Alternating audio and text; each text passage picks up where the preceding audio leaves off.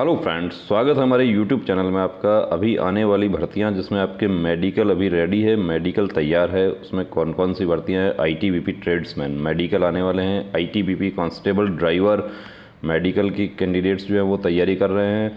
CISF tradesman final result निकलने के बाद में मेरिट जो देखिए मेरिट अब सीआईएसएफ में आपको बता देता हूं कि जितना कैंडिडेट लेना होगा उतने का ही मेडिकल होगा। आईटीबीपी में 100 प्लस 20 कैंडिडेट एक्सटेंडेड लिस्ट होगा, जबकि बीएसएफ सीआरपीएफ ये जो सब होता है इसमें 3 गुना कैंडिडेट्स का मेडिकल होता है। एसएससी जीडी में भी 3 गुना कैंडिडेट का मेडिकल होता है।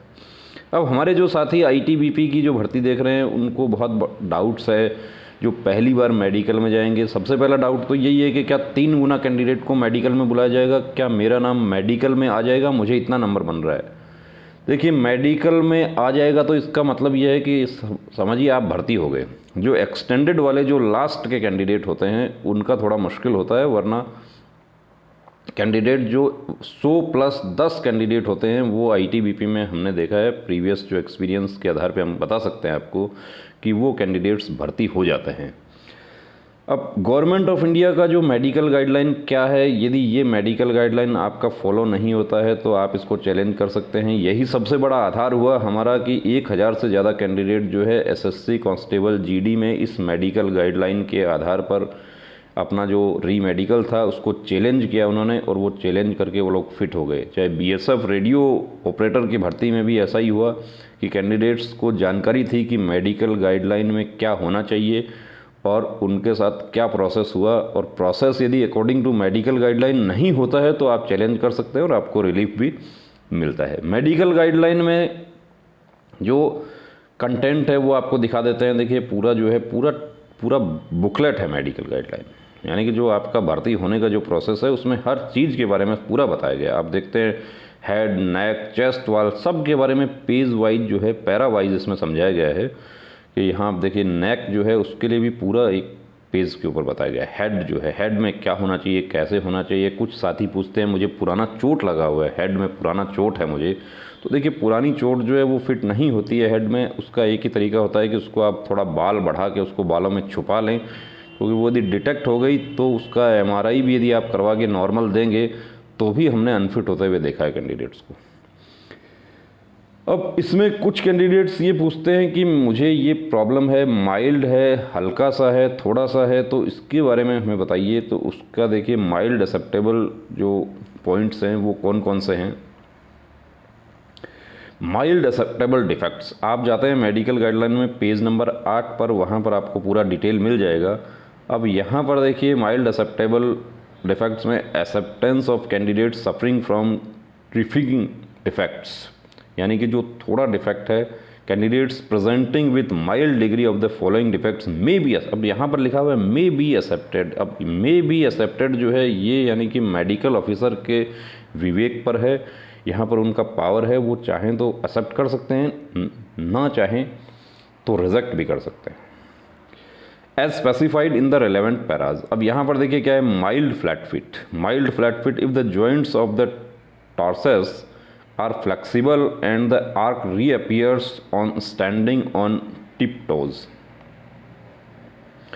Mild knock knee with IMD 5 centimetre और लेस। अब IMD इंटरमिलियर डिस्टेंस जो है वो आप और हम नहीं नाप सकते, ये फिजियोथेरेपिस्ट का काम होता है, वही नाप के अच्छे से बता सकते हैं। डॉक्टर इसको नाप सकते हैं, आप नहीं नाप सकते। Mild bow leg with intercondylar distance 7 centimetre of less.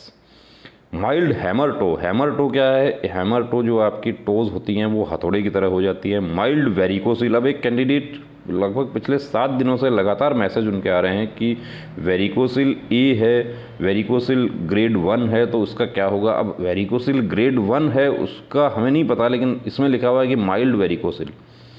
If veins are palpable after, ये जो सर्जरी वगैरह है उसके बारे में इनविजिबल है, तो ये सब बताया गया है, उसको आप पढ़ सकते हैं, क्योंकि जिस तरीके से आपने अपने रिटर्न की तैयारी की उस तरीके से आपको ये भी आपके अधिकार हैं, इनकी भी आपको तैयारी रखनी पड़ेगी, आपको पूरा पढ़ना पड़ेगा, इसको पूरा नॉलेज आपको होना चाहिए, वरना आप पता चला कि वहाँ पर आपका बीपी जो है वो आपका बीपी नापा गया, एक रीडिंग में आपको अनफिट किया गया, री मेडिकल में भी आपका सिर्फ एक रीडिंग में अनफिट कर दिया। उसके आधार पर हमारे बहुत सारे साथियों ने एसएससी जीडी में चैलेंज किया उसको और वो लोग फिट हो गए, क्योंकि री मेडिकल में क्या होगा वो भी इसमें पूरा बताया गया है।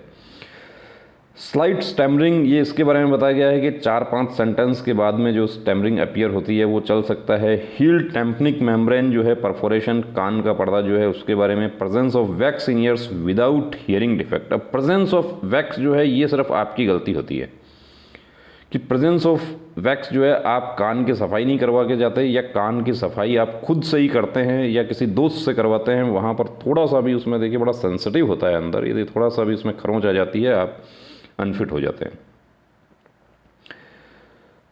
माइल्ड एंड मॉडरेट डीएनएस, ये माइल्ड डीएनएस का जो पॉइंट है इस पर कुछ हमारे साथियों ने एसएससी जीडी में री मेडिकल अनफिट होने के बाद भी इसको चैलेंज किया था और उनको रिलीफ उनको मिल गया। माननीय उच्च न्यायालय के आदेश पर उनका दोबारा से मेडिकल हुआ और वो फिट हो गए।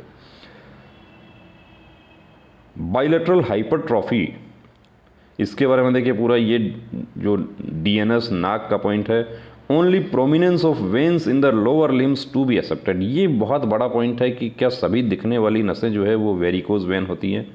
सभी दिखने वाली नस जो है वेरिकोज वेन नहीं होती हैं, लेकिन पैर की नस आपकी दिखाई देती है तो उसमें आपको डॉपलर टेस्ट आपका करवा के तसल्ली कर लेनी चाहिए कि डॉपलर टेस्ट में यदि वो वाकई वेरिकोज है तो आप उसका ट्रीटमेंट करवा लें, उसको लेजर से या उसको रिमूव करवा लें सर्जरी से, और बहुत ही माइनर सर्जरी उसकी करवाई जाए कि वो पकड़ में नहीं आए। Loss of only soft tissues of terminal phalanx of little finger of one और both hands is to be accepted. अब जो आपकी उंगली जो होती है, आगे से उंगली जो है किसी का थोड़ा सा कटा हुआ होता है या उंगली बॉल से चोट लग गया उंगली पे, वो थोड़ा सा आगे से दब गया, नाखून जो है मुड़ गया, ऐसे जो नॉर्मल पॉइंट होते हैं, या कट लग गया आगे और वो नाखून पूरा है, अब उसमें लिटिल फिंगर जो है उसके बारे में लिखा हुआ है, लेकिन बाकी फिंगर्स के बारे में कुछ नहीं लिखा हुआ है। Candidates with carrying angle up to 20 degree may be accepted. अब ये जो है इस पॉइंट में भी कुछ हमारे साथी जो है वो अभी भी फाइट कर रहे हैं, हाई कोर्ट में उनके मैटर्स जो है पेंडिंग है एसएससी जीडी वाले। Only because of tilting of pelvis और dropping of shoulder may not be rejected unless it is associated with some specific disease disability.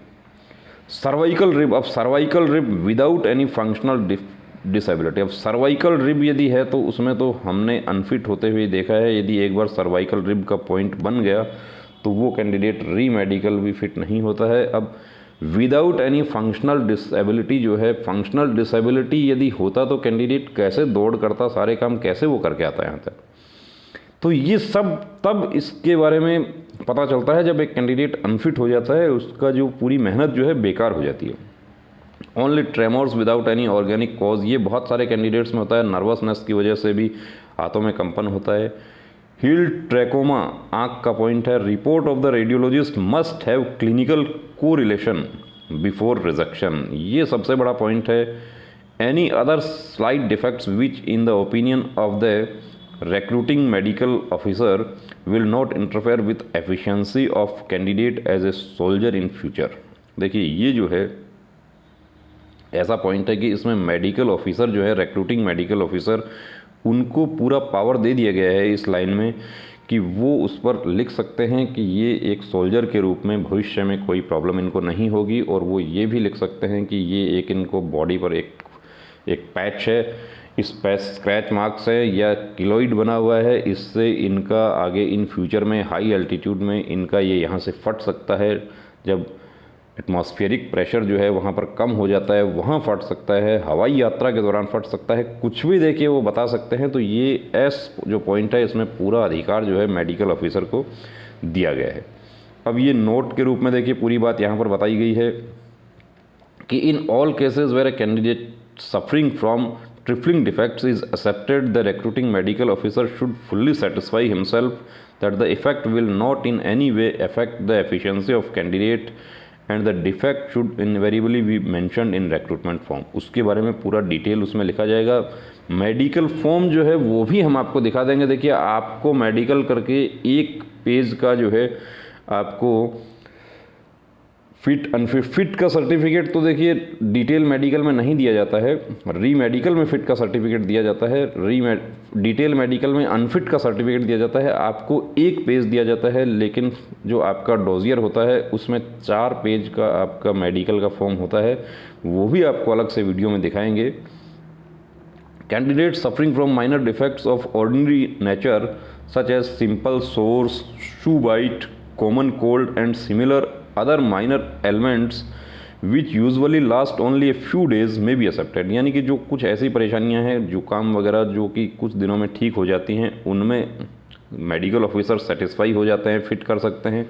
In doubtful cases candidates may be referred to a specialist for examination and opinion which may include x-ray examination और any other special investigation test examination. ये जो point है, इसके आधार पर हमारे SSC GD में काफ़ी candidates जिनको अनफिट कर दिया गया था, लेकिन उनके बोर्ड में स्पेशलिस्ट नहीं था। कान का पॉइंट था, उसमें जो 3 डॉक्टर थे फोर्स के, उनमें ENT स्पेशलिस्ट नहीं था। इसके आधार पर माननीय उच्च न्यायालय ने उस मेडिकल बोर्ड का जो निर्णय था उसको सेट असाइड कर दिया और कैंडिडेट को दूसरा मौका देने के लिए कहा कि इसका आप स्पेशलिस्ट से ओपिनियन लेकर दोबारा से आप जांच करवाइए। और जब स्पेशलिस्ट से ओपिनियन हुई तो वो कैंडिडेट फिट हो गए। वो लोग इंतजार कर रहे हैं। पूरे देश में अभी कम से कम भी 1000 के आसपास ऐसे कैंडिडेट्स हैं जो अभी ज्वाइनिंग का इंतजार कर रहे हैं, और उनका ज्वाइनिंग होगा, 100% होगा, क्योंकि उनके मार्क्स, जिन कैंडिडेट्स के मार्क्स यहाँ पर लास्ट सेलेक्ट कैंडिडेट उनके स्टेट UT में जो उनकी संबंधित कैटेगरी का है उससे ज़्यादा है, तो बिल्कुल उनका ज्वाइनिंग देना पड़ेगा। तो यहाँ पर हम आपको देखिए इसलिए ये सब वीडियोस लेकर आते हैं आपके लिए कि आप जिस तरीके से दौड़ करते हैं, सुबह 4 बजे उठ के बहुत मेहनत की, दौड़ किया, फिजिकल किया, ड्राइविंग टेस्ट के लिए कोचिंग किया, ट्रेड टेस्ट के लिए भी, यहाँ तक कि स्वीपर जैसे ट्रेड टेस्ट के लिए कैंडिडेट्स कोचिंग करके ट्रेड टेस्ट पास किए, बड़ी मेहनत की, और लास्ट मोमेंट में आपको मेडिकल के पॉइंट्स का पता नहीं होता है और आप अनफिट होकर चुपचाप आप घर पे बैठ जाते हैं। तो ये मेडिकल के पॉइंट तो आपको पता होने चाहिए। आपको किस प्रकार का डिफेक्ट है वो आपको पता होना चाहिए। उसके लिए आप कंप्लीट मेडिकल चेकअप पहले से करवा के देखते हैं, तब आपको ये सारी जानकारी होती है। या आपका कभी पहले मेडिकल हुआ हो। जो हमारे कैंडिडेट्स फर्स्ट मेडिकल में जाते हैं, पहली बार जाते हैं, उनको कुछ पॉइंट तो जानकारी नहीं होती है, इस वजह से मिल जाते हैं और फिर वो री मेडिकल के लिए भटकते रहते हैं। तो यदि आपका भी ऐसा कोई पॉइंट है, आप वर्दी पाना चाहते हैं, अभी ITBP ट्रेड्समैन के आप कैंडिडेट्स हैं, बहुत अच्छे मार्क्स आ रहे हैं, तो मेडिकल की आपको प्रॉपर नॉलेज होनी चाहिए, मेडिकल गाइडलाइन का आपको नॉलेज होना चाहिए। ये मेडिकल गाइडलाइन देखिए गूगल पर अवेलेबल है, आप इसको मेडिकल गाइडलाइन CAPF से गूगल पे आप सर्च कर सकते हैं। ये कोई रेस्ट्रिक्टेड डॉक्यूमेंट्स नहीं है कि कोई आपसे पूछ ले कि आप कहाँ से लेकर आए। हाँ, यहाँ ऐसा कुछ SSC GD के हमारे साथियों के साथ हुआ कि जब उन्होंने मेडिकल गाइडलाइन रखी हुई थी अपने पास में, अपने मोबाइल में रखा हुआ था, और जब स्पेशलिस्ट जो सिविल स्पेशलिस्ट थे उन्होंने मेडिकल गाइडलाइन फोर्स के जो कार्मिक लेकर जाते हैं सिविल हॉस्पिटल में, उनसे मांगा, उनके पास नहीं थी। एक कैंडिडेट जिसने अपने मोबाइल में मेडिकल गाइडलाइन सिविल स्पेशलिस्ट को दिखा दिया, उसने मेडिकल गाइडलाइन के अनुसार पढ़ के उस कैंडिडेट को फिट घोषित कर दिया। तो देखिए, आपको अपने हक की जानकारी होनी चाहिए। आपको सिर्फ दौड़ करना, फिजिकल करना, आपको रिटर्न की तैयारी करना, ये सब नहीं। आपका ये मेडिकल जो है ये भी उतना ही इम्पोर्टेंट है जितना आपके बाकी स्टेज है, क्योंकि इसमें आप अटक जाते हैं, आपकी सारी मेहनत बेकार हो जाती है। तो दोस्तों, अब रुकना नहीं, अब थमना नहीं, अब ठानना है, वर्दी को हर हाल में पाना है। जय हिंद।